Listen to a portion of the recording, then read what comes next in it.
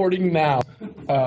So just be aware of it. I don't want you to be blindsided by the fact that it's being recorded. I told Dr. Robinson that he's going after me, so I'm sure he'll do a much better job than I. So if anything, I'm just going to try to be funnier than he is. So I didn't get too many jokes. I'm already off to. I didn't get too many laughs. I'm already off to the wrong start. But we're going to be looking at Mark chapter 8, starting in verse 31, and we're going to make our way through all of chapter 10. But just as a way of overview of that, does anybody remember what we left off with last week? I mean, if you have your Bibles, you could literally just look at a few verses prior to that in chapter 8.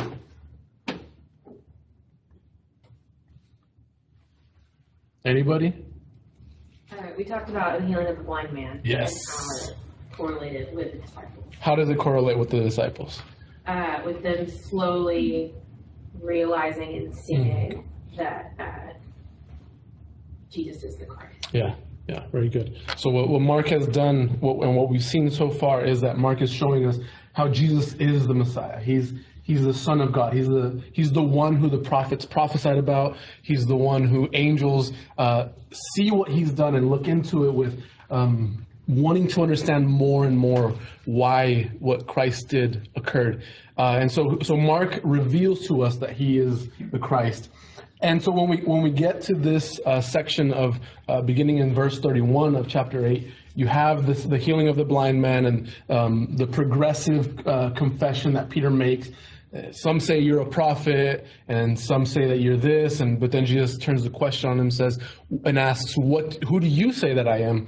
And so there in Caesarea Philippi in verse 27 of chapter 8 is where the confession is that Peter says that we have come to know that you are the Christ.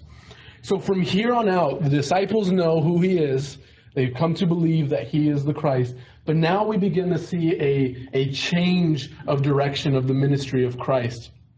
Mark actually ends up showing us something different in the way that Jesus is going to carry himself in ministry. The first 8 chapters or so, there's just jam-packed with all sorts of miracles and teachings that Jesus gives. And now, even though there is some miracles still from here on out, it's not as jam-packed as it was previously in the previous chapters. So here, beginning in 31, Mark now shows us the journey from Galilee moving south into Jerusalem, where ultimately Jesus is going to be betrayed, he's going to be arrested, and then crucified and killed. Before we get into all of that, just to show you a little bit of an overview of it, Dr. Constable has this quote. He says, having comprehended Jesus' true identity, the disciples next turned south with Jesus and headed from Caesarea Philippi toward Jerusalem. This section of the gospel traces that journey and stresses Jesus' preparation of his disciples for his coming death and resurrection. Mark structured his narrative around 3 predictions of his passion, and we're going to look at that today, that Jesus gave the disciples. Each unit begins with a prediction, followed by the disciples' reaction, then follow lessons that Jesus taught them about discipleship. So you take this idea of it's the prediction, then it's the reaction that the disciples have with what Jesus has said regarding his passion, and then it's followed up with a lesson that the disciples are to take away.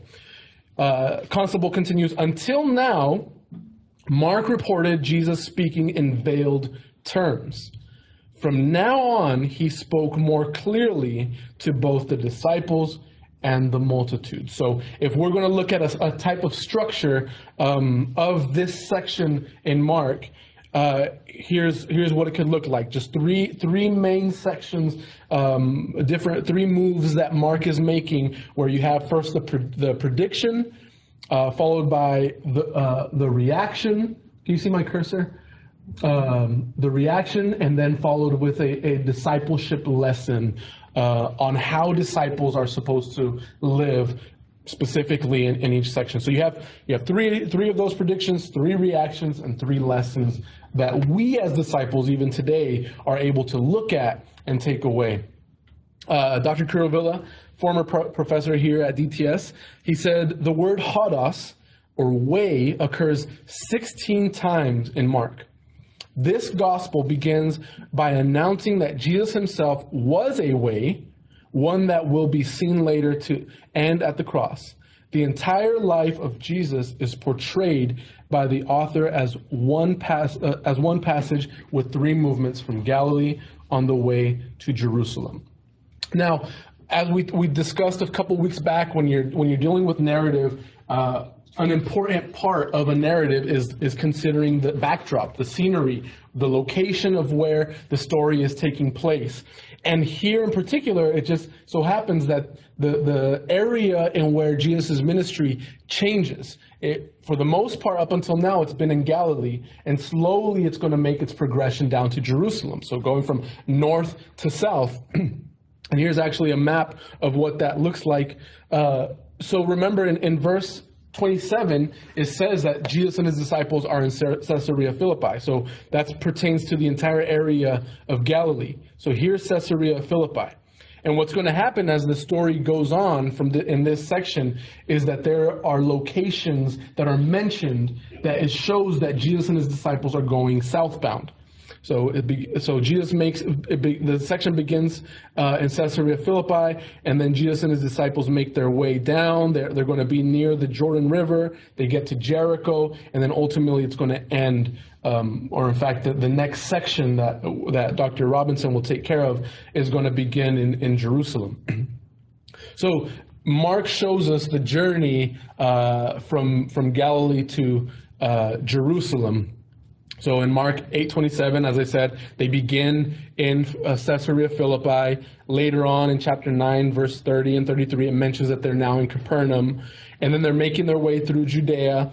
The region of Judea and beyond the Jordan is what Mark says in verse 10. And that's to show that when he says beyond the Jordan, they're basically near the Jordan where they're making their journey down to. Because if you look at this map in particular, and I'll bring up another map, you see you're not able to actually see like any of the roads or anything. So like you look at that and you're just like, why don't they just cut straight through? Why do they have to go through Jericho? But in this next map that I'll show here in a second, it actually shows more of like of the road map that they take. And then chapter 11, verse 1, they approach Jerusalem at Bethpage and Bethany. So where we'll leave off is going to be as they're getting close here in Bethany to make their way to Jerusalem. So here's another map. I don't know how clear it is. It's a little blurry. But the dotted lines are essentially the road that they're taking on their way down from Caesarea Philippi down to Jerusalem.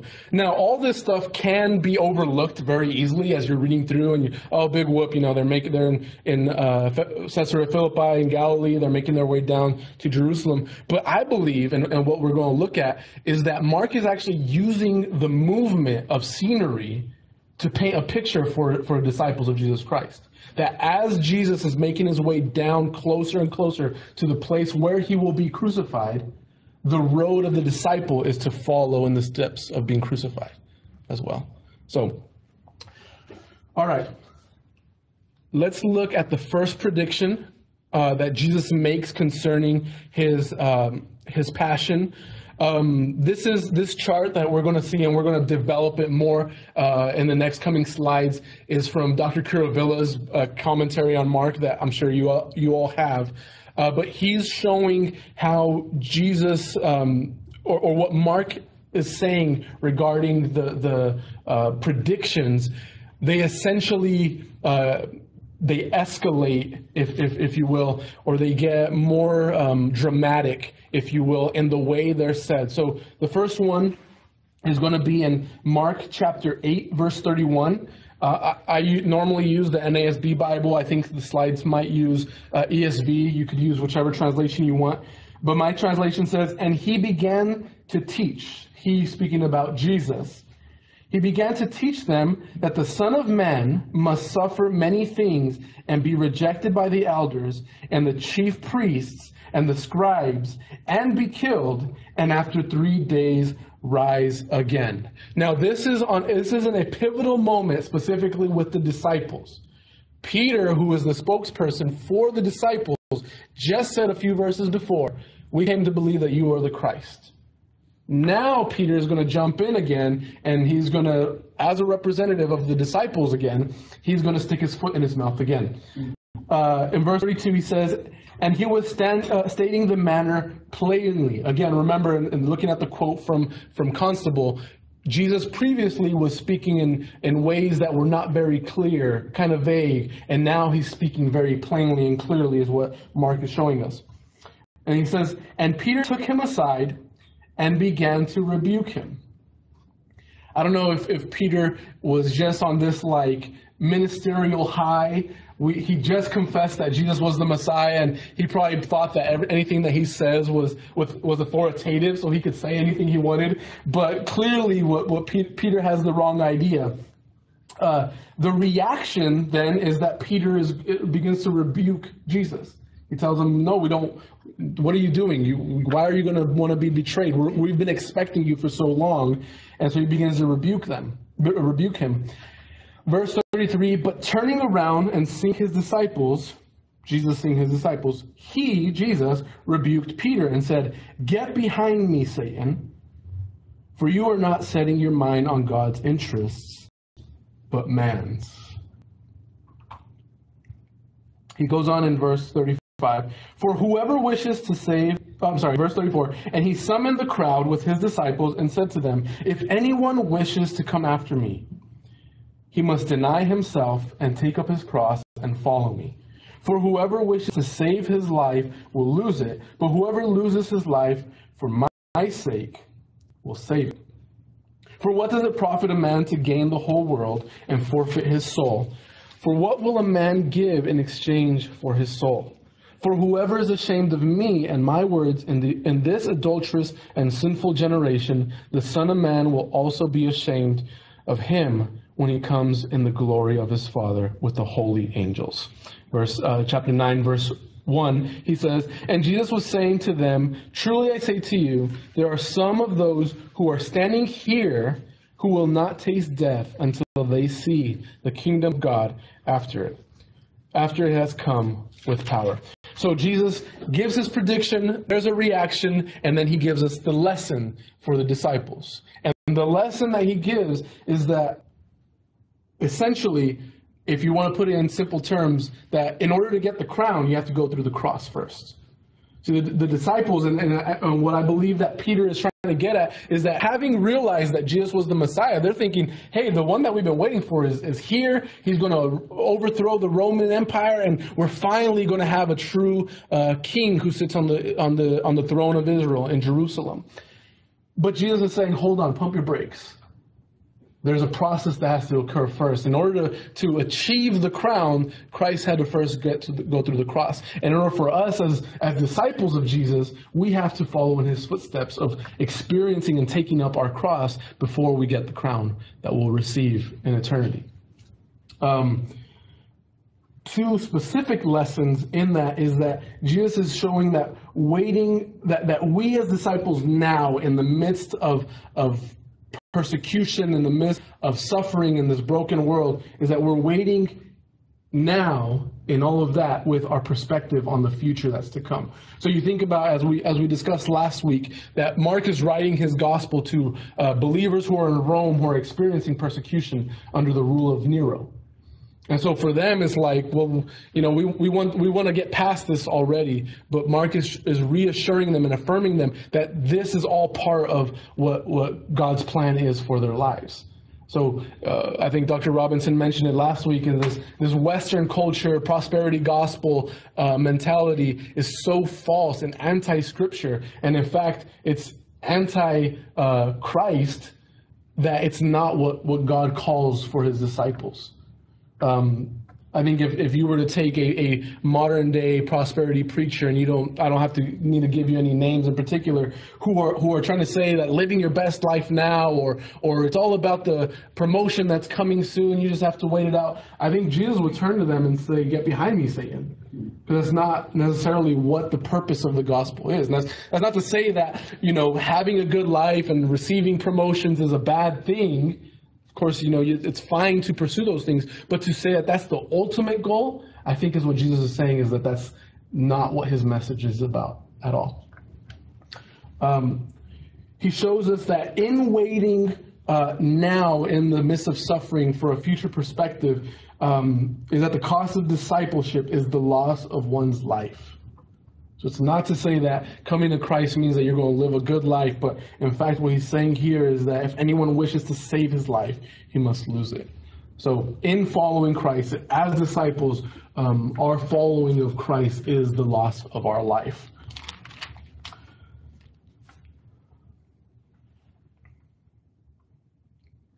What are your thoughts about all that? What do you think? What do you think that Mark is trying to get at with bringing up this idea of if anyone wants to save his life, he must lose it. If anyone wants, this and how it relates to our prosperity culture.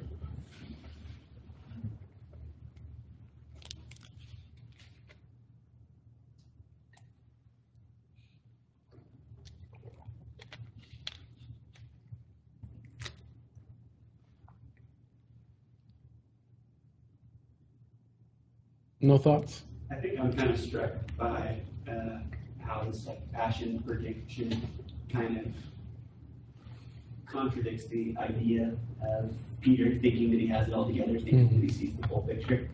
And Jesus is really quick to correct where he steered off the course. Yeah. Like we're talking about the disciples following in Jesus' footsteps and being crucified, taking up the cross. I think it's cool to see how these predictions correct the course. Yeah. That's what I'm saying.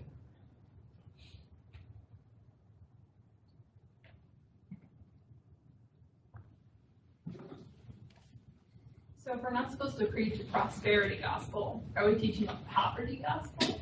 Oh, that's a good question. What do you guys think? It was a joke question, but I think that's a good question to ask, because there are some who would say, yes, you should live in the simplest means, and sometimes that could look like being. Yeah. What do you guys think? Do you think that we as disciples should live in impoverished ways? Is it wrong for me if I have the means to get an expensive car or a big house as a disciple of Christ?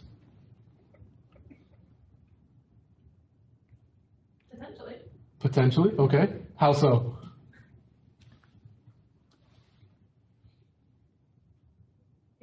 All right. Okay.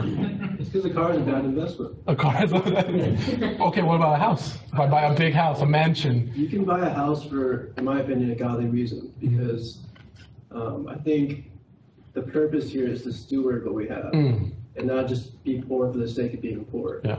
And I would point to the parable of the talents, where one guy was given more, but he produced more, right? So I don't think God is just telling us, hey, be as poor as possible. Yeah. It's not like asceticism, it's not Buddhism. It's rather using our resources for a purpose of glorifying God. Yeah. And that's really hard to do with a Lamborghini. Yeah. So. It's good. What if your goal is to minister to other rich people who have Lamborghinis, so you want to fit in? If you have a Lamborghini ministry, then hey. Go for it. Yeah. For sure. Yeah. Didn't know that was an option. Me neither. Concentration. There you go. All right. Yeah. I am preparing to teach a class on the minor prophets. Okay.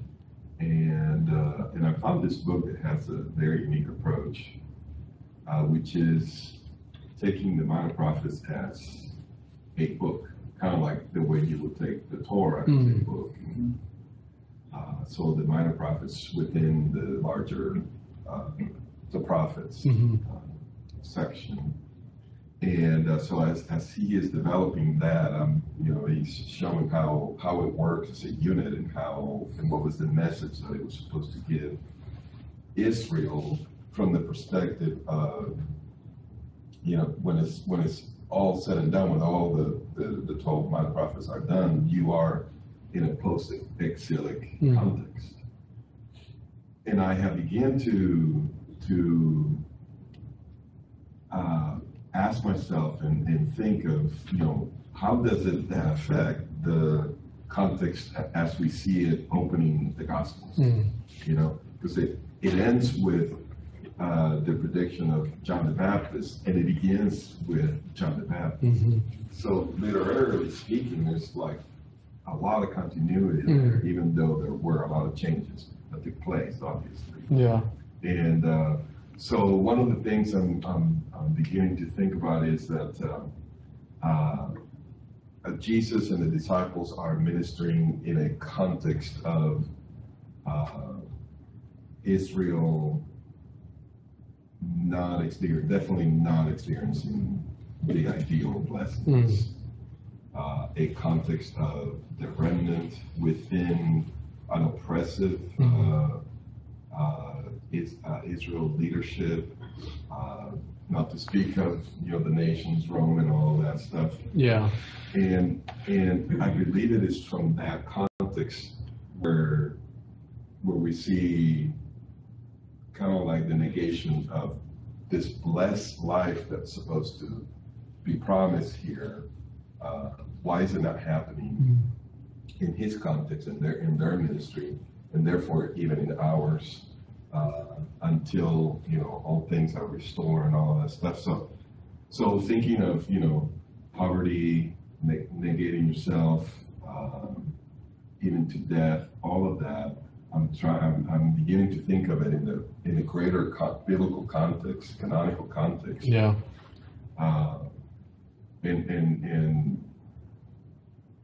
I'm exploring those thoughts. So if you bring it up, I'm like, hey, yeah. This is kind of like what I'm thinking, and so it kind of gives a greater context theologically and biblically speaking as to why are we supposed to live that way.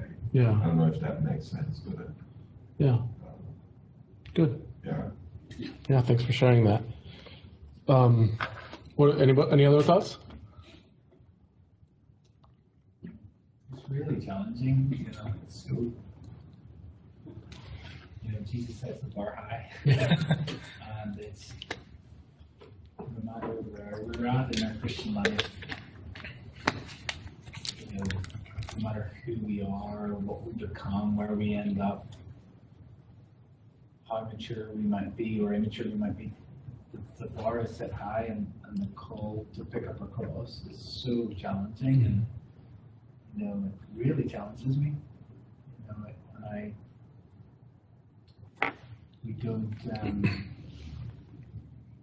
I don't know, maybe we've emphasized grace so much, which is obviously incredible, that maybe the cost of discipleship in some circles has been overlooked.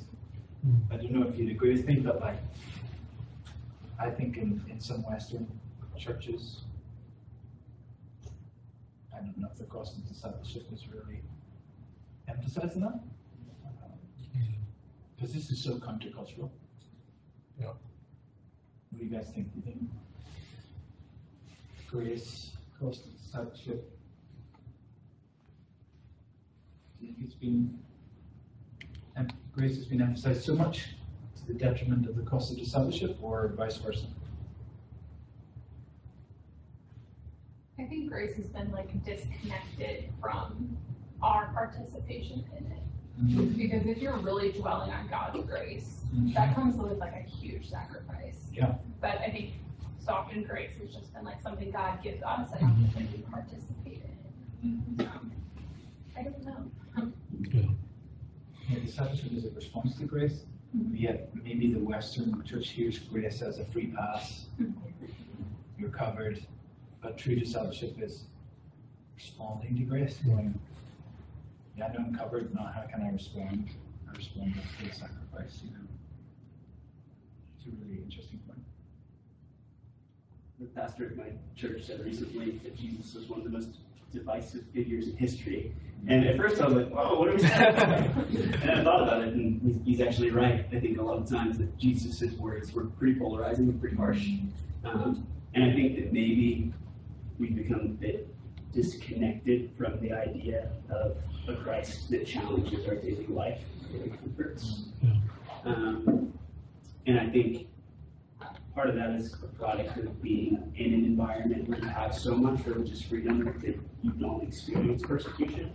But the moment that someone experiences persecution, they might suddenly count the cost of what it means to follow Christ. And so I think some of it is people need to be pushed a little bit harder. They need to hear the love of Jesus, but also the rebuke. Yeah. Jesus isn't just a, I can't fire Jesus. Yeah. To sing songs with me. Yeah. I wanted to point out one verse just as we're talking about this in verse 38. She says, "For whoever is ashamed of me and my words in this adulterous and sinful generation, the Son of Man will also be ashamed of him when he comes in the glory of his Father with the holy angels." What do you guys think about that? Are the Arminians right? Will we lose our salvation? Or what do you think that Jesus is trying to get at in this phrasing of what he's saying there? So remember, he just mentioned that in order to save your life, you have to lose it. You have to, pick up your cross and follow him. But then he ends that statement essentially by saying this, that if you're ashamed of him, he'll be ashamed of you. Does that mean that we won't be with him in glory if we fail to follow him as disciples?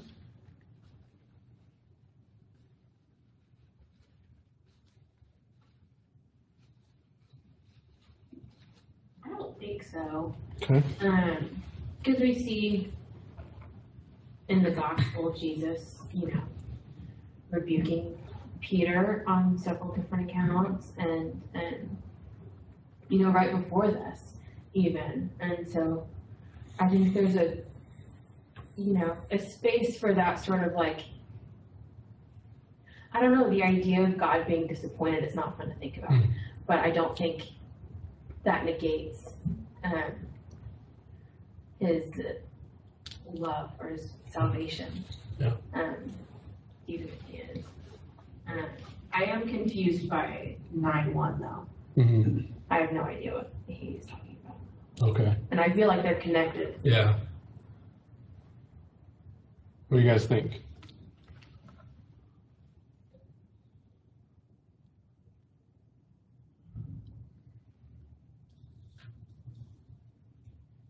Or let me ask it this way. Can a believer lose their salvation? Okay. So it almost seems like, and this is in fact a lot of people who believe that salvation can be lost would probably take this passage to say that. So you look at this, if you are ashamed of him, he'll be ashamed of you. I think what he's getting at is the loss of rewards that a disciple will receive for not following him. Or what the lost rewards that a believer will lose out on for not following him as a true disciple. In our seeking to want to have a good life and not taking up our cross, it's in essence being ashamed of the lesson that he's giving his disciples and putting that away in order for us to receive and get whatever it is that we want to get, to live a blessed life now, for lack of better words. So in the act of doing so, there's almost like this poetic sense of being ashamed of Jesus. To deny Christ's lessons or to not abide by them is to essentially be ashamed of them to a certain extent. And so in this inability or in a lack of following Christ, believers will lose out on rewards.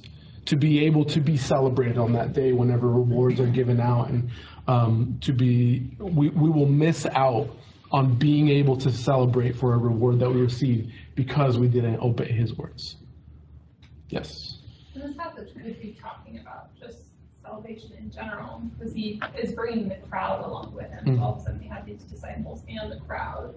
So there's this mixed bag. It's not like earlier we were just talking to disciples. Yeah.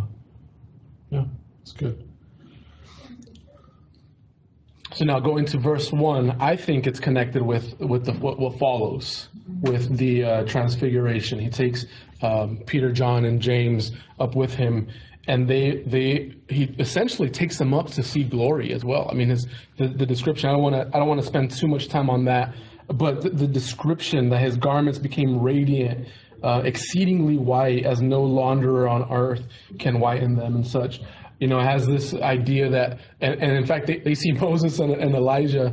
And I think in adding that, one commentator mentioned how just as Moses in Exodus and Elijah in 1 Kings 19, I think it is, they essentially saw the glory of God as well in different ways. There's reason why they're mentioned in this account as well. So those I take it that those who are here that Jesus is talking about will not see death until they see the kingdom of God after it has come with power.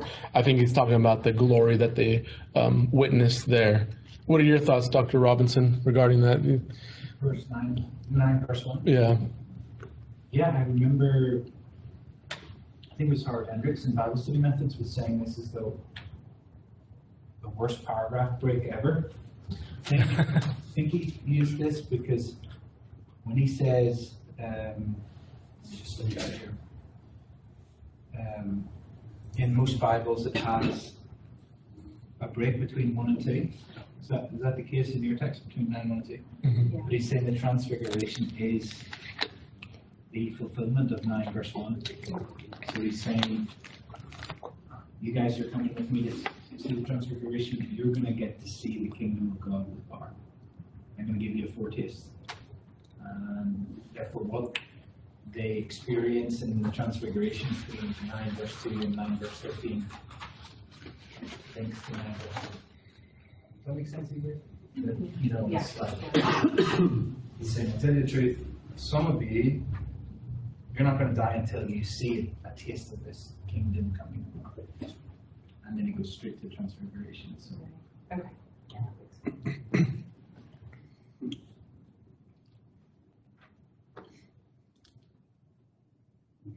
So one commentator noted that the reason this story is there in particular is because Mark is giving us like a sneak preview, if you will, of what's to come for disciples. So in this idea of losing your life in order to save it, here's what you get at the end of it.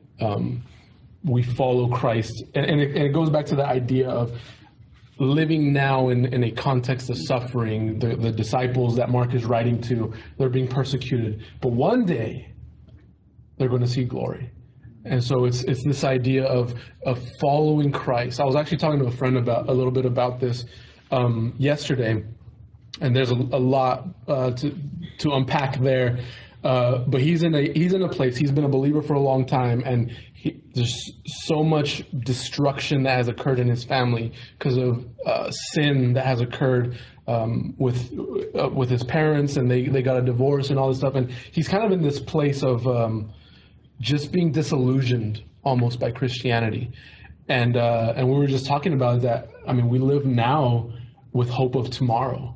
We live in this broken world, whether it's literal persecution, like the recipients of this gospel were experiencing, or it's just the fact that people, let's put it simply, life sucks. Life's tough. Life is it doesn't get easy, and we have limitations. And how do you live now in light of your limitations? How do you live now in light of the fact that you can get COVID so easily because it's an airborne virus?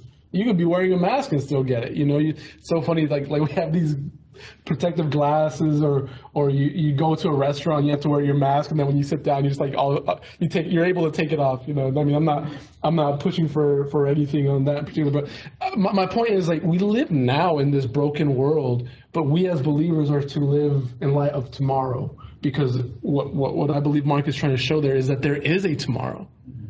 We don't die and then that's it. How sad would that be if that's what it was? You live, as one Christian rapper put it, you born, you suffer, you die. Like how boring would that be? How bad? How the lack of creativity on God's part if that were the case. But God is so creative that there is a glory that's to come. And so I think for the recipients of the Gospel of Mark, is this reiteration or encouragement to continue to follow Christ, follow the one that you have believed, because he is who he has said he is. And in light of the persecution that you're experiencing now, there is a glory that's going to come that in following him you will experience. But it's not only about waiting with a future perspective, but while you wait with a future perspective, it's also serving while you wait. So it's this idea, the lesson that Mark is giving is that you wait now, looking at what's to come, but while you're waiting, you're also serving others. So it's not like the issue that, I forget if it was 1st or 2nd Thessalonians, where Paul is telling the believers, if whoever doesn't work doesn't eat, because they had fallen into this idea that, well, Christ is coming back, so I don't have to do anything. And I think that's, in fact, something that occurs even in our day. I was working at a bank a few years back, almost 10 years ago. I think it was 10 years ago, actually. I was going through Bible college and I had a part-time job at a bank. And it was around the time, I don't know if you remember this, somebody had come out and said, the world is ending on this day or something. I don't remember what the date was, but it was that year that the world was supposedly going to come to an end. I was a teller at the bank, and I remember the day before, I don't know if it was the day before or the week before that specific date, one of the bankers comes in with all the forms that necessary for them to make a withdrawal. And he comes to me, he's like, Sammy, this guy wants to withdraw all of his money, and there was a lot of money. It's like he says that the world is ending tomorrow, so he wants to withdraw all his money. It's like, the world isn't going to end. What is he doing? And so, it's the idea that you don't live now thinking tomorrow is just going to end, so I don't do anything now. But what Mark is getting at is, although we live with our perspective, then while we're here, while we're waiting here, we're serving. And the idea specifically is serving with humility. And the account that occurs, I don't want to go into it too deeply, but it's the account of when Jesus and those 3 disciples come back to the rest of the disciples. There's a dispute because a man brought his son who's demonized, and the disciples are unable to exorcise the demon. And so, they go have a back and forth about what happened there, and Jesus ultimately is able to release the son of the demon. But then there's a point where the disciples ask, why weren't we able to do this? And Jesus says, because this kind cannot come out by anything but prayer. Now, don't misinterpret this and say that as long as I'm praying for people who are demonized, I'm going to be exorcising them, and then you go and start a deliverance ministry. That's a very dangerous thing to do. Do not do that. But I think the point that Christ is getting at is, in prayer, we are showing our dependence on God. The reason why we pray is because we are allowing him to come in and I use the word allow loosely. Don't take me to say that unless we give God permission, he could do anything. That's not what I'm saying. But we're showing our dependence on him in whatever endeavors that we set out to do, whether ministry, whether it's life decisions, going to seminary, going to pursue a PhD. And in prayer, we're showing that we are dependent of him. So this idea of waiting with a future perspective, but while you're waiting, you're also serving humbly. I want to show a picture, a couple slides ahead. Anybody know who this guy is? Tim Robbins. Tim Robbins. Andy Dufresne. Dufresne. So a scene from the movie Shawshank Redemption, one of my favorite movies. Andy Dufresne, 1947, he's convicted of killing his wife and his wife's lover. He gets a double life sentence to Shawshank prison. He claims that he's innocent, but there was no evidence to prove that, so he's sent to prison to serve a double life sentence. A life sentence means you're never getting out. A double life sentence, you're definitely never getting out. But he has to serve this because of the 2 murder accounts. But Andy the movie narrates, and it's actually based on a Stephen King novel with the same name. But the main character, Red, or one of the main characters, Red, is the narrator of the movie. And during the entire movie, he's just kind of depicting of when he first laid eyes on Andy. And throughout the movie, there's this oddity about Andy Dufresne because he's not like the other prisoners. And If you've never seen the movie, it's an excellent movie. It's one of those movies that I could, if it's on TV, I'll stop what I'm doing and watch it, as long as my boys are asleep. But it shows Andy to be this odd figure in the prison. Everybody in the prison has kind of adapted, and they've just realized, this is my life now, so I'm just going to live like it. But not Andy. Andy's a little bit different. He's odd. He likes to carve rocks and make them into chess pieces, and he likes to hang pictures on his walls and such. And there's this one scene in particular that kind of changes the trajectory of the movie, where Andy is able to lock himself in an office that has a I forget what it's called, like a speaker system where you could speak into a microphone sort of thing, and it projects into the entire prison. So he's able to lock himself in this room, and it just so happens that the room has like a record player and a bunch of records. And so he plays a record, and he locks the door, and then he turns the record on, and he puts that microphone on the record player, so the entire prison is able to hear the music, and it's like it's at a standstill, and you just see all the prisoners looking up at the speakers wherever they are, just listening to this music that's playing. And Andy gets like a week in the hole for doing it and all this, but then he comes out of the hole, and like he sits with his friends, and he's talking about this idea of hope. This idea of hope, of living in prison, but thinking about the outside.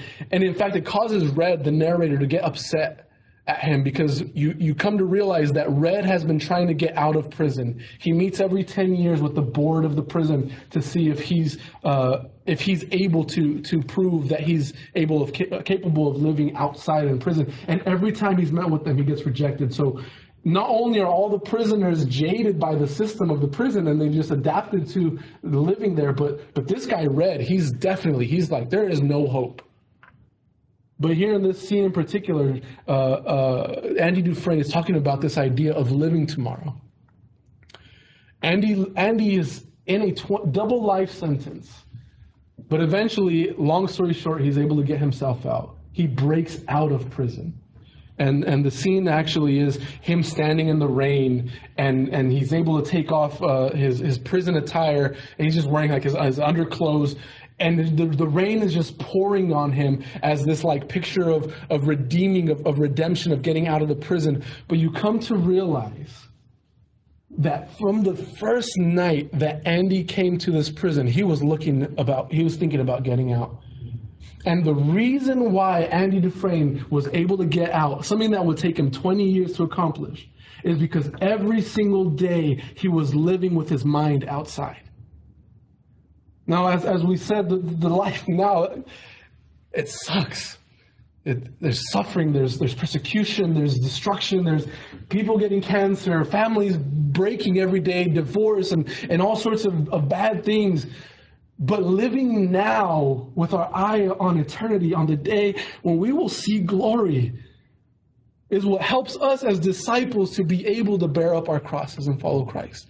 If Jesus is who he said he is, and Mark does an excellent job of pointing that out in the first few chapters of Mark, then he's worthy of us to follow him. And while we're following him, we're looking for that day when we will be with him in glory.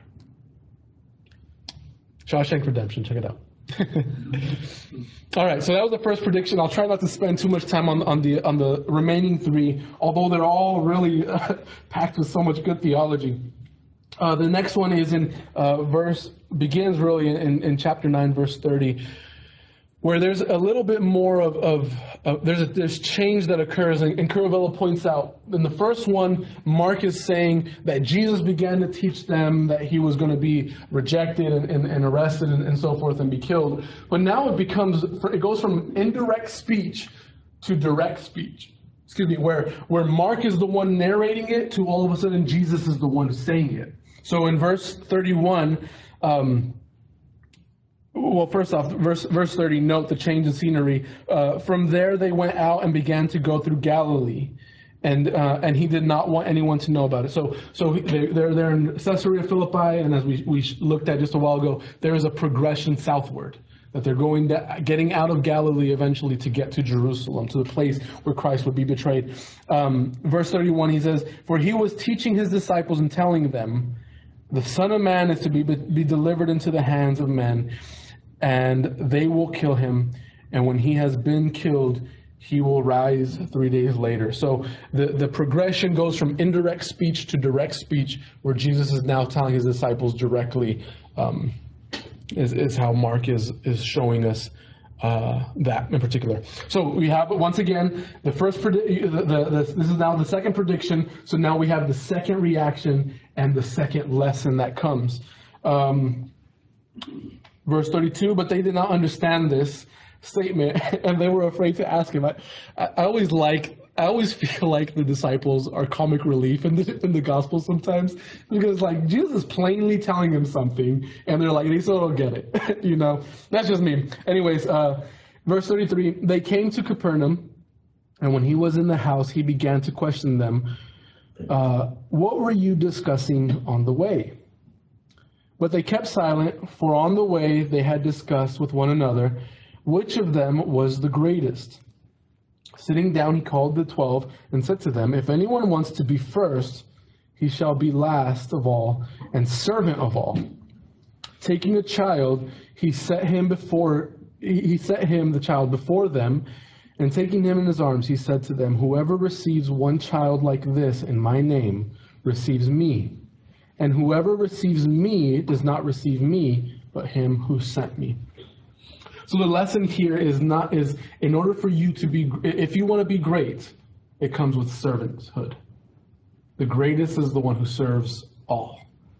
I think we live currently amongst evangelicals or Christians who are going into ministry, that I think there's been this idea that I want to become a pastor so that I can become the next celebrity pastor.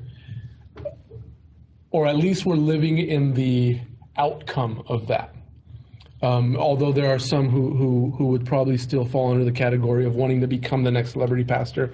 But with stories like the rise and fall of Mars Hill and just so many other occurrences of celebrity pastors or just celebrity Christians, where it's taken a just bad turn. Why would anybody even want to be a celebrity? Is what I don't understand. Maybe it's just because I'm an introvert and I like to be by myself. I don't want somebody, following me or taking everything I say out of context. I don't know. That's just me. But this idea of going from like the culture has shifted even amongst Christianity, of like everybody wants to be great. Everybody wants to be this celebrity, minister. But Christianity is about being the opposite of that, being the person who's serving because they want to serve God in that capacity. Anyway, so the lesson specifically here is that disciples of Christ are to serve selflessly. It's not about you becoming the next great preacher. It's not about you growing a church. It's not about you, becoming this, that, or the other thing. But it's wherever God has placed you, faithfully serve him. The disciples are bickering back and forth about who's the greatest. And so he's telling them, if you want to be great in my kingdom, you have to serve everybody. And he uses the example of a child, that even the least of these, the person who, although children were loved in their society at this time, they were people of no power. And I think with the disciples here specifically, their mentality is still thinking Jesus is going to establish his throne, overthrow Rome, and we're probably going to get to serve to some capacity in his kingdom. So we don't have time for anybody who's not powerful. And children in this day are seen as powerless. So why would you even spend any time with children? But Jesus is trying to get at whoever serves the lowliest of people, the person who serves even those that you can't get anything out of it from them specifically, serve them also. So lesson number 1, disciples of Christ serve selflessly, but then also disciples of Christ serve dependently of him. Verse 13, I believe we're still in verse 9. No, chapter 10, verse 13. Jesus again brings a child to them, and he does the same thing. He wants to bless the children, but the disciples they still don't get it. So they're trying to keep the children from coming to him. But he's saying, permit the children to come to me in verse 14. Do not hinder them, for the kingdom of God belongs to such as these. Truly I say to you, whoever does not receive the kingdom of God like a child will not enter it at all. Here we have this idea of serving Christ. Disciples of Christ serve dependently of him. So it's not only serving the lowest of people, but it's also serving like the lowest of people. Serving in a way that you realize that you don't have it all together. You need God to come through for you with it. There's this contrast of two groups. That you have the children, and then right after that you have the rich young ruler who seems to have his life together. He has good money. He's a man of morals. But whenever Jesus tells him to do something, he's not willing to part ways with his money. So kind of going back to the discussion that we had just a while ago, this idea of is it wrong for me as a disciple of Christ to have? I would say no. It's not wrong for you to have, as long as you're using your funds wisely, of course. But the issue becomes, who are you serving? Matthew, chapter 6, in the Sermon on the Mount, this idea of serving, you can't serve God and money. And it's the key word there is serving. Who are you serving? So you could have money, but if you're serving money and not God, that's where the problem is. But you could have money, and if you're serving God, then it's okay. I actually have a good friend of mine. He exchanges stocks for a living, and if you know somebody who's good at that, like they make a lot of money. But this guy is the most selfless person that I know. He'll go up to somebody. Oh, you're a pastor? Oh, here's some money. And he's very, very generous, to say the least, in how he uses his funds. But I know him, and he's never told me it directly, but I've seen him do it, where he prays, he asks God, who should I give this to? And by the Holy Spirit's prompting, he's serving God by giving money away to ministers, Bible college students, seminary students. I mean, he serves God with his money. So there's nothing wrong with having money, but it's who are you serving that is at the bottom of it. In this society, also, just to point this out, to have money was almost like the sign of piety towards God.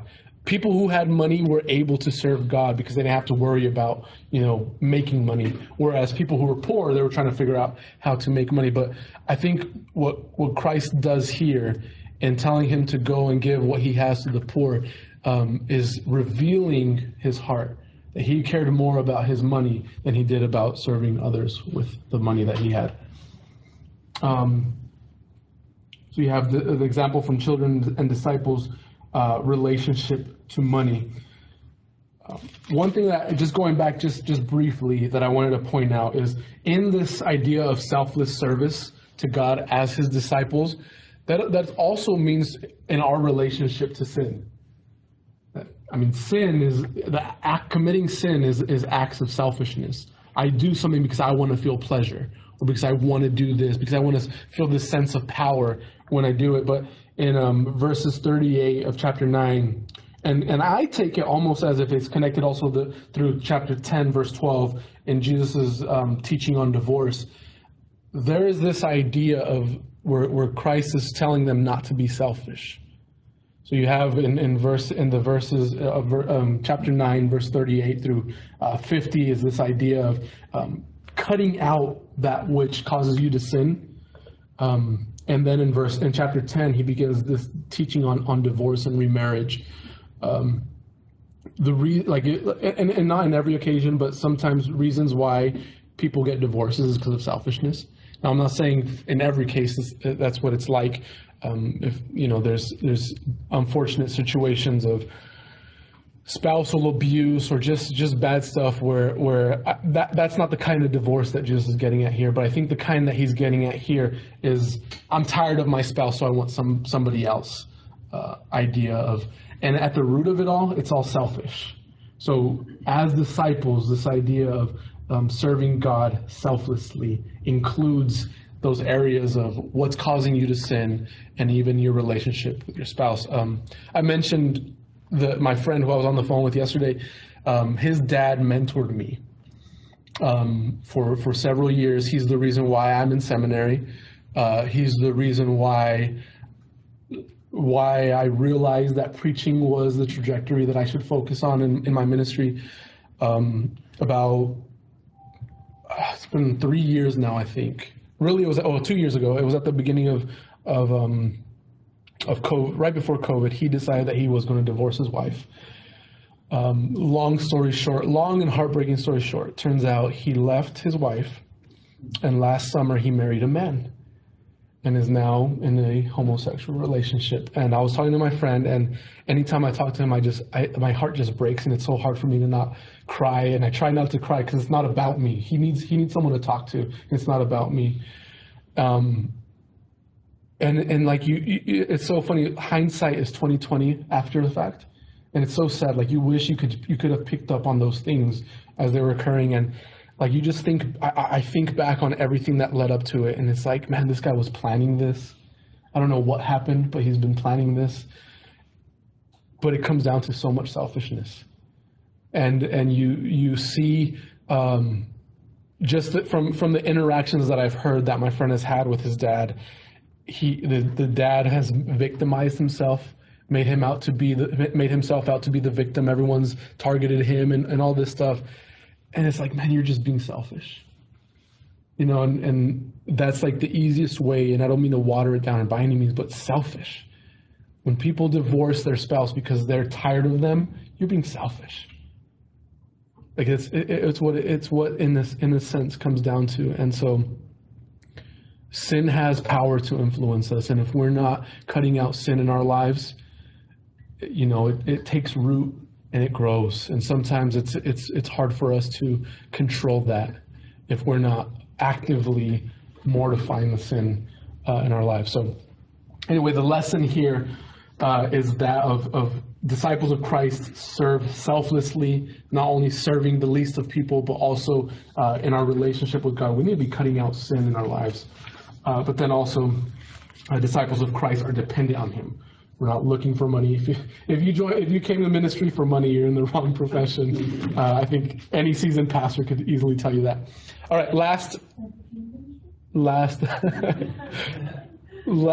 prediction we'll look at before we take a break is the third prediction, chapter 10, verse 33. Here I take is where Mark kind of sums it all up, and he sums it up in a very fascinating way. But notice the change, the progression, as Curavella had mentioned, the escalation in the intensity of the three predictions. It went from indirect speech to direct speech, now to direct speech, but more detail in what Jesus is telling them. But then also note, in the narrative, and I mentioned this before, Jesus has made his way from the north up in Caesarea Philippi, and he is slowly making his way down south to Jerusalem, where he will be betrayed, he will be arrested, he will be crucified, and he will be killed. But on the third day, he will rise again. But there is a progression in scenery that Mark is showing us. So it's important, and when you're studying narratives, showing like there's reason why Mark put that. There's a reason why the writers of the narratives and really all of Scripture, there's a reason why they use the words that they use. But here in particular, as Jesus is explaining with intensity the escalation of him being betrayed, Mark is also showing us the path that Jesus is taking is the path that we are to take as well as disciples of him, and ultimately leading to him being crucified.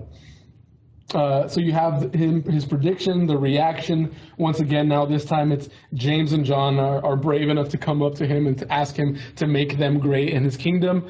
And the other disciples are indignant of them. They're really upset that they were so daring to do that. But I think they're just upset that they beat them to the punch.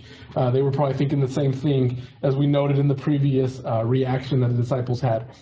But the lesson here, it's a reiteration of what Christ has already told them. Christ retells the model of greatness through service, and then Christ he clearly states that he came to serve and not be served. So Mark is showing not only the way that Jesus had traveled down to the place where he will be crucified, but he's also showing how Christ modeled that in his service to others. And I just want to look at the very last paragraph, verses 46 through 52, where I think Mark ultimately sums up everything he has said in this section in Mark. Verse 46, he says, "Then they came to Jericho, and as he was leaving Jericho with his disciples and a large crowd, a blind beggar named Bartimaeus, the son of Timaeus, was sitting by the road. When he heard that it was Jesus, the Nazarene, he began to cry out and say, 'Jesus, son of David, have mercy on me.'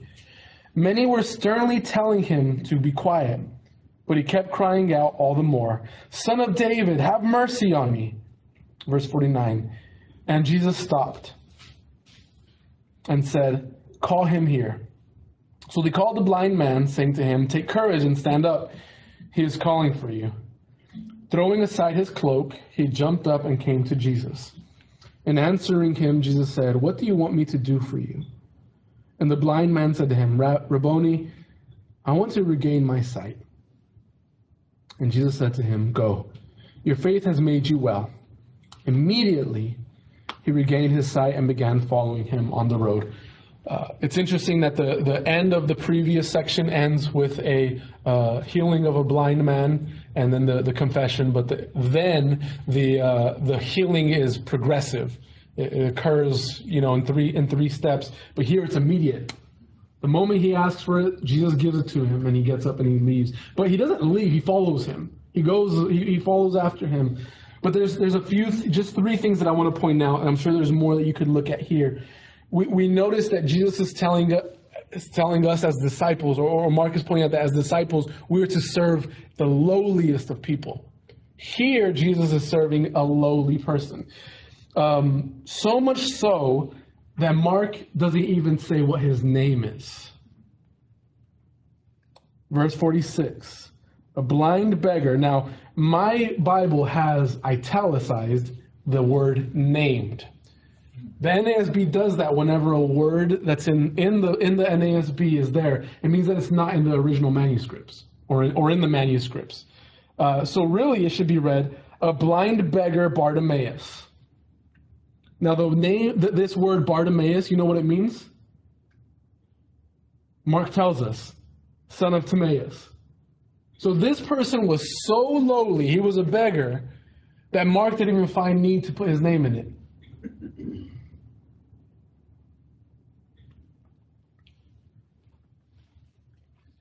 But then when Bartimaeus hears about Jesus there, he starts crying out, "Jesus, son of David, have mercy on him." But he's just a beggar with no name. He's not important. So the crowds are like, "Shut your mouth. We don't bother the teacher." But Jesus hears him. He says, and Jesus stopped and said, "Call him." And he gives him his sight. So this no-name beggar that everybody overlooks, Jesus stops to serve him. That's the model the disciples are to follow. That the people that are overlooked, that the people that nobody wants to serve, disciples of Christ are to serve them. I want to end with this story. These two men, one is named David Nitchman, the one that's in more gray color. These are digital pictures of them. And the other guy's name, that was a joke, is Johann Leonard Dober. David, the one that's on that side, he's 36 years old in this story that I'm going to tell you. And the other guy is 26 years old. 1732, and I'm just going to read this. In 1732, 5 years after the initial outpouring of the Spirit, two Moravian tradesmen, these two men, became the first missionaries to leave Herrnhut in Germany. This is after John Huss was martyred at the stake, and there was a man by the last name Zinzendorf who prayed for revival to occur in Germany, and they essentially they created this prayer gathering that apparently went on 24/7, and it went on for 100 years. 24/7, night and day prayer for 100 years. And then revival began to break out. And these two men became the first missionaries to leave Herrnhut, where this revival was taking place.